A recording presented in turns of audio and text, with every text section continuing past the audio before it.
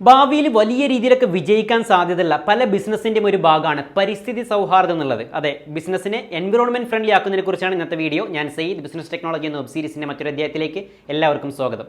നമ്മളൊക്കെ കേട്ടിട്ടുണ്ടാവും പരിസ്ഥിതി സൗഹാർദ്ദമായിട്ടുള്ള വീട്, അതല്ലെങ്കിൽ എൻവിറോൺമെന്റ് ഫ്രണ്ട്ലി റിസോർട്ട്, സ്കൂൾ എന്നൊക്കെ. ഇതുപോലെ തന്നെയാണ് പരിസ്ഥിതി സൗഹാർദ്ദമായിട്ടുള്ള ബിസിനസ്സുകളുണ്ട്. എന്ന് വെച്ചാൽ നമ്മൾ നിർമ്മിക്കുന്നതോ അല്ലെങ്കിൽ വിൽക്കുന്നതോ ആയിട്ടുള്ള പ്രൊഡക്റ്റുകളോ, നമ്മൾ കൊടുക്കുന്ന സർവീസുകളോ, അതല്ലെങ്കിൽ ബിസിനസ്സിൻ്റെ ചില വർക്കിംഗ് പ്രോസസ്സുകളോ, ഇതൊക്കെ പരിസ്ഥിതി സൗഹാർദ്ദമാക്കുക, അതല്ലെങ്കിൽ പരിസ്ഥിതിക്ക് പ്രത്യേകിച്ച് ദോഷമൊന്നും ചെയ്യാത്ത രൂപത്തിലേക്ക് കൊണ്ടുവരിക. ഇതാണ് എൻവിറോൺമെന്റ് ഫ്രണ്ട്ലി ബിസിനസ് എന്നുള്ളതാണ് ഞാൻ ഉദ്ദേശിച്ചത്. ഈ അടുത്ത് നമ്മുടെ നാട്ടിൽ എൻവിറോൺമെന്റ് ഫ്രണ്ട്ലി ആയിട്ട് ബന്ധപ്പെട്ടിട്ടുള്ള കുറേയേറെ നിയമങ്ങളൊക്കെ വന്നിട്ടുണ്ട്. നമുക്കറിയാം, സാധാരണ നമ്മൾ ഷോപ്പിൽ നിന്നൊക്കെ സാധനങ്ങളൊക്കെ വാങ്ങിക്കുമ്പോൾ കിട്ടുന്ന ഒരു പ്ലാസ്റ്റിക്കിൻ്റെ ക്യാരി ബാഗ് നിരോധിച്ചു. ക്യാരി ബാഗ് മാത്രമല്ല കേട്ടോ, റീയൂസ് ചെയ്യാൻ പറ്റാത്ത പല പ്ലാസ്റ്റിക് സാധനങ്ങളും നിരോധിച്ചിട്ടുണ്ട്. ഈ ചില സാധനങ്ങളൊക്കെ നമ്മൾ കുറച്ച് കാലത്തെ ഉപയോഗം കഴിഞ്ഞു കഴിഞ്ഞാൽ നമ്മൾ ആ സാധനത്തിനെ വലിച്ചെറിയും, അതല്ലാന്നെങ്കിൽ കത്തിച്ച് കളയും. ഈ വലിച്ചെറിയ അതല്ലെങ്കിൽ കുഴിച്ചു മൂടുക, കത്തി നിന്നുള്ളവരൊക്കെ ഒരുപാട് ദോഷം ചെയ്യുന്ന കാര്യമാണ് ഈ കത്തിച്ച് കളയുക എന്നുള്ളത്. കാരണം അത് നമ്മുടെ അന്തരീക്ഷത്തിലുള്ള കാർബണിൻ്റെ അളവ് ഒരുപാട് കൂട്ടുകയും ചെയ്യും. അതിനെപ്പറ്റി പറയുകയാണെങ്കിൽ എനിക്ക് ഓർമ്മ വരുന്നത്, ഈ ടെക്നോളജി വൈസ് നോക്കുമ്പോൾ നമ്മൾ സാധാരണ ഇലക്ട്രോണിക് സാധനങ്ങളൊക്കെ ഒരുപാട് ഉപയോഗിക്കുന്ന ആളുകളാണ്. എന്ന് വെച്ചാൽ മൊബൈൽ ഉപയോഗിക്കും, കമ്പ്യൂട്ടർ, TV, ഇതൊക്കെ കുറച്ച് കാലം ഉപയോഗം കഴിഞ്ഞാൽ നമ്മൾ പക്ഷേ അത്യാവശ്യം കാലമൊക്കെ നന്നാക്കുമായിരുന്നു. അത് കഴിഞ്ഞാൽ പിന്നെ നമ്മൾ എന്ത് ചെയ്യും, ആ സാധനത്തെ വലിച്ചെറിയും ചെയ്യും. എന്ന് വെച്ചാൽ കാലം കഴിയുന്നതിനനുസരിച്ച് ഇലക്ട്രോണിക് സാധനങ്ങളുടെ ഉപയോഗം കൂടുന്നതിനനുസരിച്ച് ഈ വേസ്റ്റുകളുടെ എണ്ണം കൂടുകയാണ് ചെയ്യുന്നത്. ഈ വേസ്റ്റുകളൊക്കെ നമ്മൾ എന്ത് ചെയ്യും, ഒന്നെങ്കിൽ നമ്മൾ കുഴിച്ചു മൂടേണ്ടി വരും, അതല്ലാന്ന് തന്നെ കത്തിച്ച് കളയേണ്ടി വരും. ഈ പഴയ രീതിയിലുള്ള CRT മോണിറ്ററുകളൊക്കെ കണ്ടിട്ടുണ്ടോ, അതായത് പഴയ മോഡലിലെ വലിയ TVകളൊക്കെ. ആ CRT മോഡൽ TV മോണിറ്ററുകൾക്കകത്തൊക്കെ ഉപയോഗിച്ചിരുന്ന പല കെമിക്കലുകളും അത് കുഴിച്ചു മൂടിയാലോ കത്തിച്ച് കളഞ്ഞാലൊക്കെ പരിസ്ഥിതിക്ക് ഒരുപാട് വലിയ ദോഷം ചെയ്യുന്ന കാര്യങ്ങൾ തന്നെയാണ്. കാരണം അതിനകത്ത് ഉപയോഗിക്കുന്ന ആ കെമിക്കലുകളൊക്കെ കത്തിച്ച് കളഞ്ഞാലുണ്ടാകുന്ന കാർബണിൻ്റെ അളവ് ഒരുപാട് കൂടുതലാണ്. ആ ഒരു രീതിയിലൊക്കെ നമ്മൾ ഈ ഒരു സിറ്റുവേഷൻ പോവുകയാണെങ്കിൽ ഒരു പക്ഷേ 2030-40 കൂടിയിട്ട് മാനവരാശിക്ക് ഈ നാട്ടിൽ തന്നെ നിലനിൽക്കാൻ പറ്റാത്ത അവസ്ഥ തന്നെ ഉണ്ടാവും. ഇങ്ങനെ കുഴിച്ചു മൂടുക, കത്തിച്ച് കളയുന്നല്ലാതെ വേറെ എന്താ നമുക്ക് ചെയ്യാൻ പറ്റുക?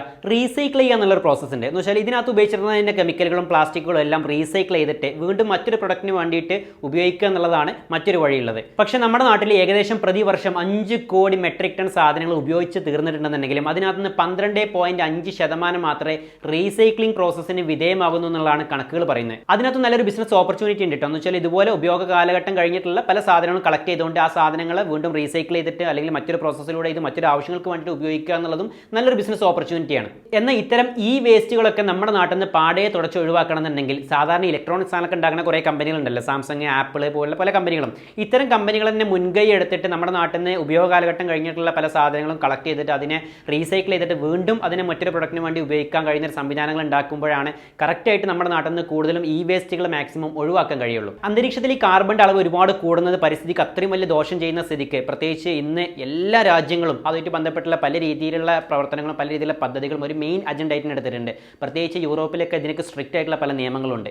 United state environment protection agency, Europe പോലുള്ള പല ഏജൻസികളും ഇന്ന് ഇതുപോലെ ഇലക്ട്രോണിക് സാധനങ്ങൾ ഉണ്ടാക്കുന്ന പല കമ്പനികൾക്കും വേണ്ടിയിട്ടുള്ള ശക്തമായിട്ടുള്ള മാനദണ്ഡങ്ങൾ തന്നെ ഉണ്ടാക്കിയിട്ടുണ്ട്. അതുകൊണ്ട് തന്നെ ഈ ആപ്പിൾ പോലുള്ള കമ്പനികളൊക്കെ ഒരു സർക്കുലർ സപ്ലൈ ചെയിൻ എന്നുള്ള ഒരു സ്പെഷ്യൽ സിസ്റ്റം തന്നെ ഉണ്ടാക്കിയിട്ടുണ്ട്. എന്ന് വെച്ചാൽ അവരുണ്ടാക്കുന്ന ഐഫോണ്, മാക്ക് പോലുള്ള കമ്പ്യൂട്ടറുകളും മൊബൈൽ കാര്യങ്ങളൊക്കെ അവർ തുടക്കത്തിലെ ഈ സാധനത്തിനെ പ്രൊഡക്ഷൻ ചെയ്യുന്ന സമയത്ത് തന്നെ മാക്സിമം മിനിമൈസ് ചെയ്തിട്ട് പരിസ്ഥിതിക്ക് പരിസൗഹൃദമായിട്ടുള്ള അല്ലെങ്കിൽ കാർബണിൻ്റെ അളവ് മാക്സിമം കുറക്കാൻ പറ്റുന്ന രൂപത്തിലുള്ള കെമിക്കലുകളും കാര്യങ്ങളൊക്കെ ഉപയോഗിച്ചിട്ടാണ് ഈ സാധനങ്ങൾ ഡെവലപ്പ് ചെയ്യുന്നത്. അതുകൊണ്ടാണ് ഈ അടുത്ത് iPhone 12 ഇറക്കുന്ന സമയത്തൊക്കെ ചാർജർ ഇല്ല, അതിൻ്റെ പാക്കറ്റ് വളരെ ചെറുതാണെന്നൊക്കെ പറഞ്ഞിട്ടുള്ള ഒരുപാട് ട്രോളും പോസ്റ്റുകളൊക്കെ സോഷ്യൽ മീഡിയയിൽ നമ്മൾ കണ്ടിട്ടുണ്ടായിരുന്നു. അത് ഇതിൻ്റെ ഒരു ഭാഗം തന്നെയാണ്. എന്ന് വെച്ചാൽ ഇതുപോലൊരു സർക്കുലർ സപ്ലൈ ചെയിൻ ഉണ്ടാക്കാൻ വേണ്ടിയിട്ടുള്ള അവരുടെ പ്രോസസ്സിൻ്റെ ഒരു ഭാഗമാണ്. ഇതുപോലെ ഒരുപാട് കാലത്തെ ഉപയോഗത്തിന് ശേഷം നമ്മൾ വലിച്ചെറിയുന്ന അല്ലെങ്കിൽ ഒരുപാട് എണ്ണം ഇലക്ട്രോണിക് ഡിവൈസിന് എണ്ണം കൂടാൻ സാധ്യതയുള്ള ചാർജറുകൾ പോലുള്ള കാര്യങ്ങളൊക്കെ മാക്സിമം കുറക്കുക, അതല്ലാന്നുണ്ടെങ്കിൽ അതിൻ്റെ പാക്കറ്റിൻ്റെ വലിപ്പം മാക്സിമം ചുരുക്കുക, അങ്ങനെയുള്ള കാര്യങ്ങളൊക്കെ. അതുപോലെ തന്നെ എൻവിറോൺമെന്റ് ഫ്രണ്ട്ലി ആക്കാൻ വേണ്ടിയിട്ട് അവർ ഉപയോഗിക്കുന്ന മറ്റൊരു മെത്തേഡാണ് അവർ ഉപയോഗിക്കാൻ തരുന്ന ഈ ഒരു കമ്പ്യൂട്ടർ അല്ലെങ്കിൽ മൊബൈൽ പോലെ ഏതെങ്കിലും ഇലക്ട്രോണിക് ഡിവൈസുകൾ ഉണ്ടല്ലോ, ആ ഇലക്ട്രോണിക് ഡിവൈസിൻ്റെ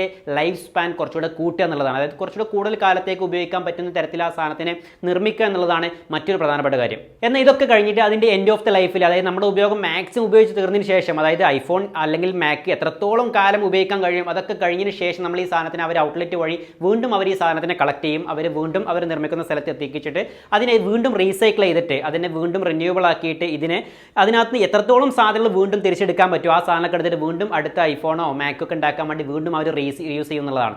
എന്ന് വെച്ചാൽ ആപ്പിൾ പോലുള്ള വലിയ ഇലക്ട്രോണിക്സ് കമ്പനിയൊക്കെ ഇതുപോലെ എൻവയോൺമെന്റ് ഫ്രണ്ട്ലി ആയിട്ടുള്ള സർക്കിൾ ഓൾറെഡി ക്രിയേറ്റ് ചെയ്ത് കഴിഞ്ഞു. ഇനി നമ്മുടെ നാട്ടിലുള്ള പല ബിസിനസ്സുകളും നമ്മൾ കൊടുക്കുന്ന പ്രൊഡക്റ്റോ സർവീസോ ഇങ്ങനത്തെ കാര്യങ്ങളെല്ലാം ഇതുപോലെ എൻവയോൺമെന്റ് ഫ്രണ്ട്ലി ആയിട്ടുള്ള അല്ലെങ്കിൽ പരിസ്ഥിതിക്ക് പ്രത്യേകിച്ച് വലിയ ദോഷങ്ങളൊന്നും ഉണ്ടാക്കാത്ത രൂപത്തിലുള്ള പല രീതിയിലും ഇതിനെ മാറ്റം വരുത്തുകയാണെന്നുണ്ടെങ്കിൽ ഒരു പക്ഷേ നമ്മുടെ ബിസിനസ് ഒരുപാട് കാലത്തേക്ക് നീണ്ടു നിൽക്കുകയും ചെയ്യും, നമുക്ക് വലിയൊരു ലാഭം അതിനകത്ത് നിന്ന് കിട്ടുകയും ചെയ്യും. നമ്മുടെ ബിസിനസ്സുകളും പതുക്കെ ഏതെങ്കിലും തരത്തിൽ പരിസ്ഥിതി സൗഹാർദ്ദമാക്കിയിട്ടില്ല എന്നുണ്ടെങ്കിൽ ഒരു പക്ഷേ നമ്മളെ ഭാവിയിൽ മാർക്കറ്റിൽ നിന്ന് ഔട്ട് ആവാനും നമ്മുടെ റവന്യൂ കുറയാനുള്ള സാധ്യതയും ഒരുപാട് കൂടുതലാണ്. അതുമാത്രമല്ല ഭാവിയിൽ വലിയ രീതിയിൽ ലാഭം കൊയ്യാൻ പറ്റുന്ന രൂപത്തിലുള്ള ബിസിനസ്സുകൾ ചിലതാണ് ഈ വേസ്റ്റ് മാനേജ്മെന്റ്, അതുപോലെ തന്നെ സോളാർ പോലെ റിന്യൂവബിൾ എനർജിയുമായി ബന്ധപ്പെട്ടുള്ള പല ബിസിനസ്സുകളും. എന്തായാലും നിങ്ങളുടെ ബിസിനസ്സുകളും പരിസ്ഥിതി സൗഹാർദ്ദമായിരിക്കട്ടെ എന്ന് ആശംസിക്കുന്നു. വീണ്ടും മറ്റൊരു വീഡിയോയിൽ കാണാം. അതുവരെ ഓൾ ദി ബെസ്റ്റ്.